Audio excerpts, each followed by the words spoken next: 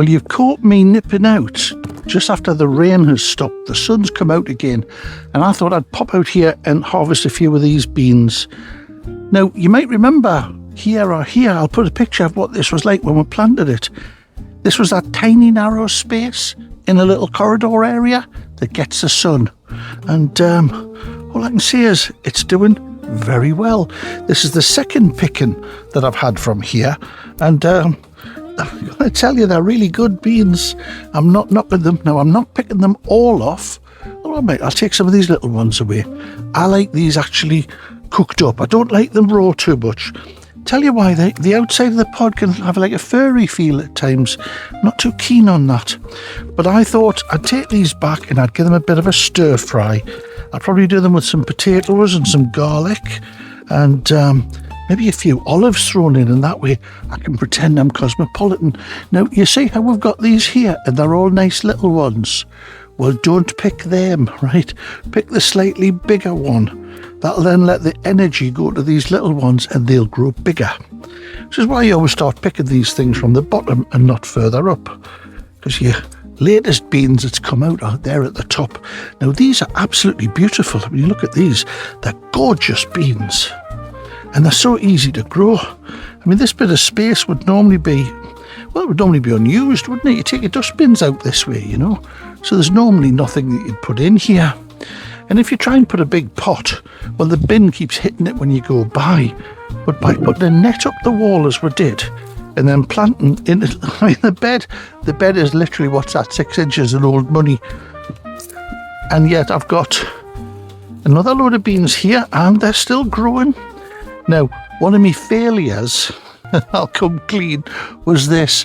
I thought if I put the dwarf French beans in here, they'd grow and they'd hang over and it would look really posy. But have you ever seen dwarf beans that big?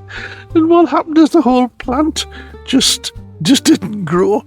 I think the roots were too restricted, so the plant itself wouldn't grow. This looks cool, but it's actually from the climbing beans above. Now, what you can do is, if you want, you can do like this one here. See how this one's gone all yellowy and this one's gone a little bit hard?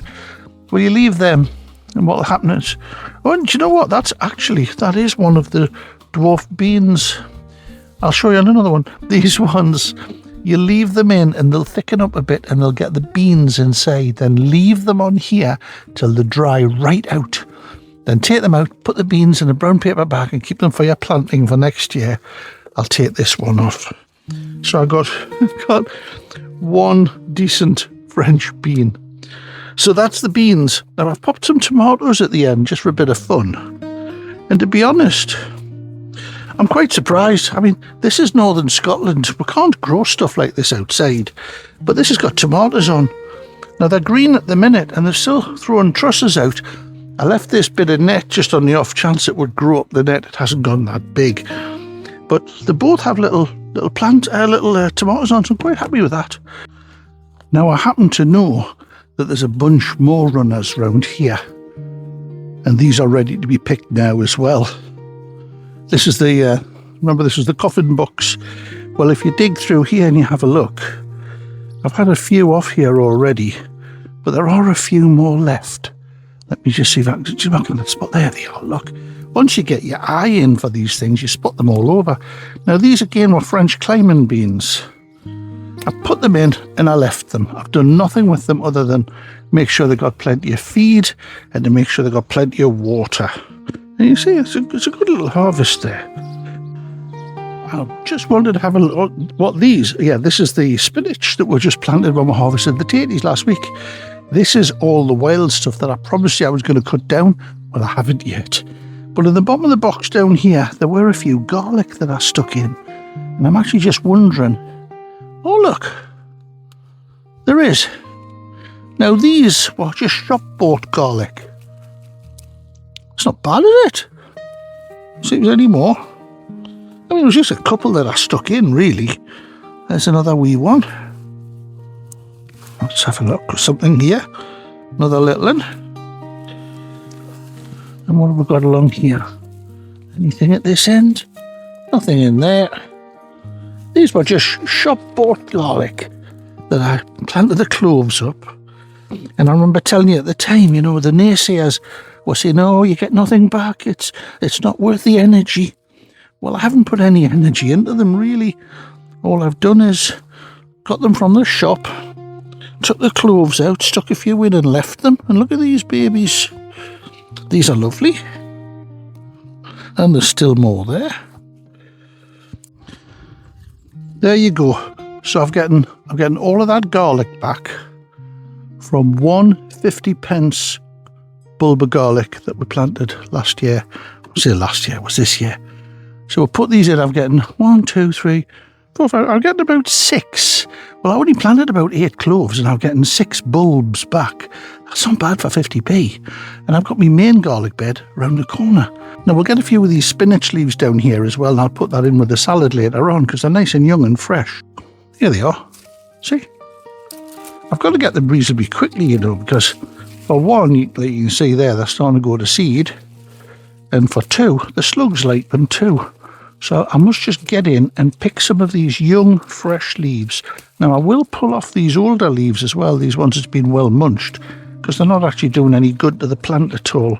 Doing plenty of good for the snails though, and the slugs. You can see all the tomatoes are doing really well, incredibly well. Do you remember that little truss that I cut down in size? They're the only ones that's ripened so far. If you look at the back here, yep, you've seen them. Look at these beautiful cucumbers.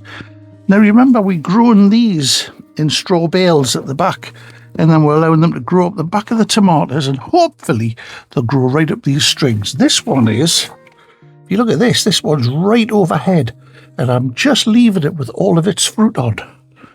But I think I'll just take this one off. Yeah, that'll be nice for tea tonight. Now there's another one along there. It's actually even bigger. Look at that one.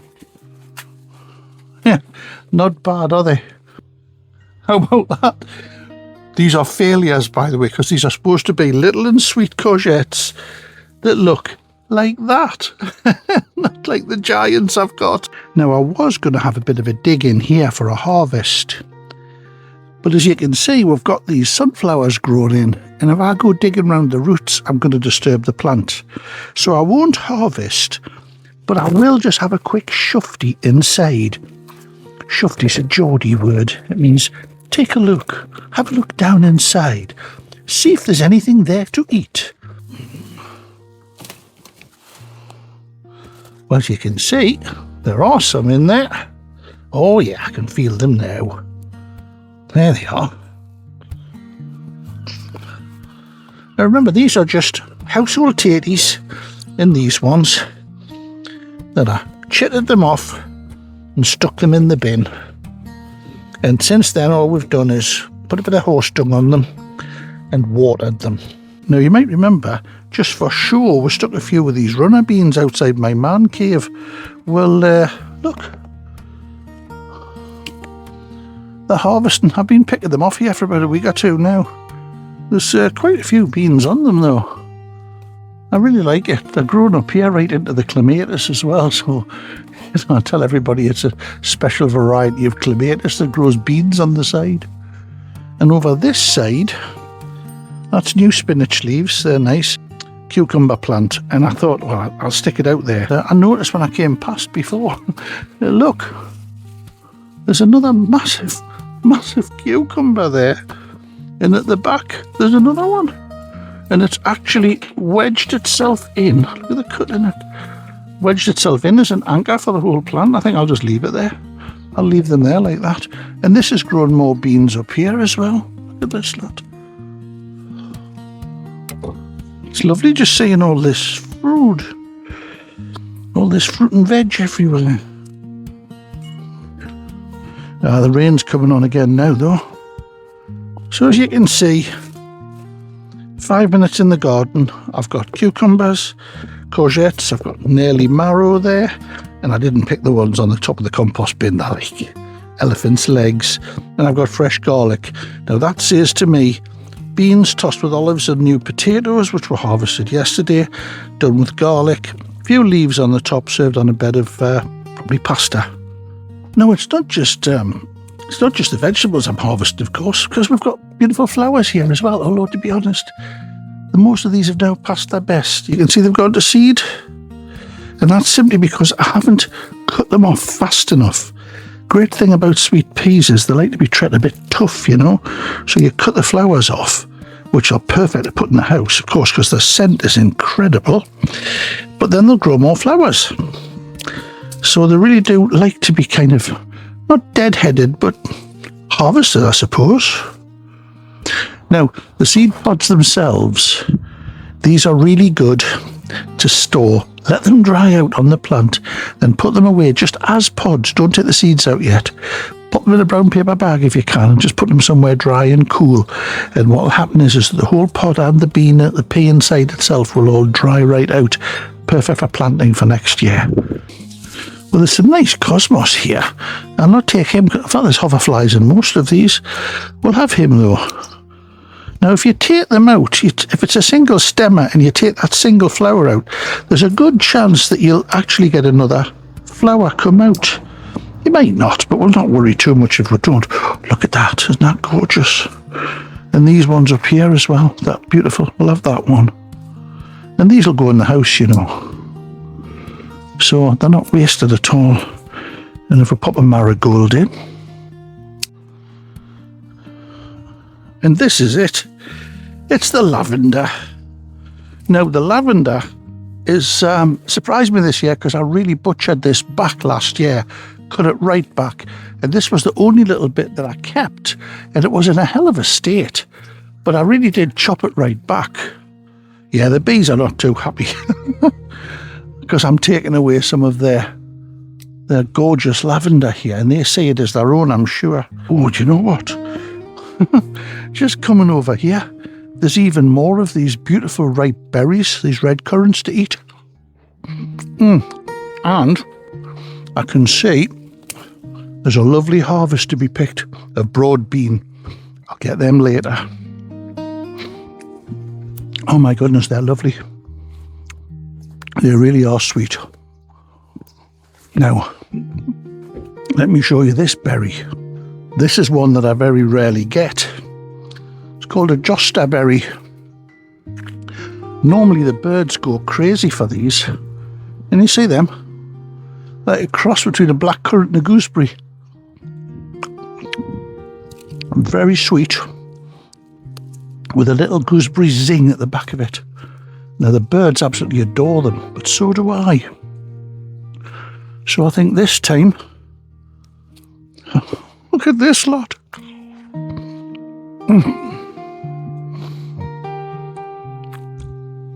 Honestly, there is nothing better in this world than wandering around your own yard, picking your own fruit, collecting your own flowers, harvesting your own vegetables, and taking them into your own kitchen. It doesn't get any better. Give it a go. And let me know how your garden's going. Or your backyard, or your balcony. I need more.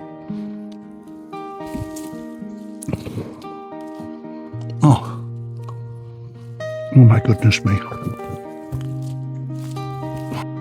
I hope I'm conveying to you that even with a tiny space like this, you can grow food.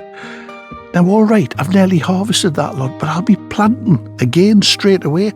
I've already got plants ready to replace the ones that we're picking and harvesting from. So I hope you appreciate that if you have got a tiny little corner of a garden, you can be growing all this stuff too. Catch you soon. Bye-bye. And don't forget, if you want to help the channel grow, share these videos with your mates. Tick a like button down there or have a chat with us. I always respond to whatever anybody says. Well, as long as it's nice, of course. Going for me pot of tea now. See you later. Bye-bye. And that is what it looks like when it's in a jam jar. Not bad at all, eh?